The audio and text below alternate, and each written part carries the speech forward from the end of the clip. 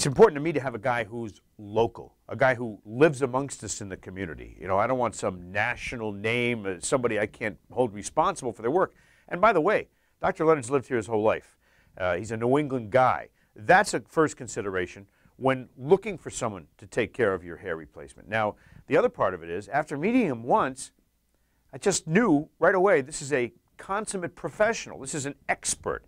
There's no surprises. There's no question he can't answer for you. And plus, he's a calm and cool, collected guy. He's very much in control of what he's doing. And that's exactly the guy you want working on your head.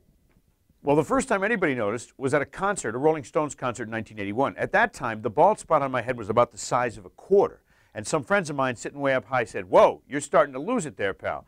But it started to get worse and worse into the 90s. As I was in my 30s, it was kind of like getting bigger and bigger and bigger. Pretty soon, the bald spot was the size of a good-sized pancake on top of my head. And everybody noticed it then, especially tall women in elevators. TV hair is its own genre. You know, I don't have a TV face. In fact, I think high def probably killed my TV career more than anything. But I've always had pretty good hair, thanks to Dr. Leonard. And it's really an important thing, more about how you feel when you're on the air. They don't have to come in and buff your head with powder when you're not bald on television with hair. And I think in the TV industry, it's a consideration for people who are hiring you as well, you know, how you look. I got up, I drove to Dr. Leonard's office. I met some very nice people who sat me down in a very calm fashion and numbed my head. I felt no pain the entire day. I drove myself back later in the afternoon. Voila, end of story, done deal. Pain? No.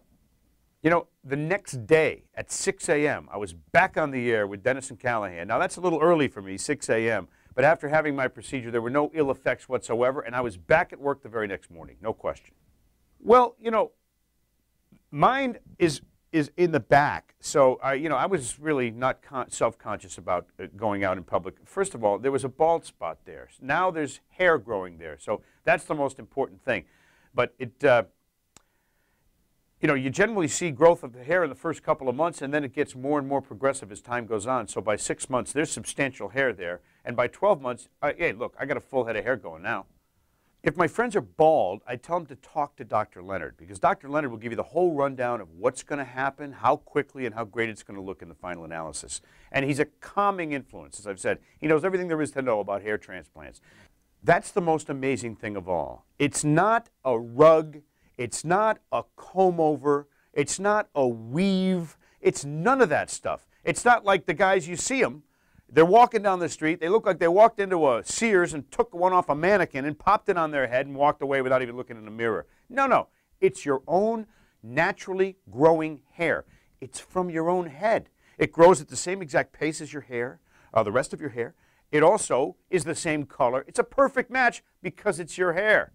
I'm comfortable every single day when I look in the mirror, not only that I have my own hair growing on my head, but that the best guy in the business took care of it for me, Dr. Robert Leonard. He's a great guy.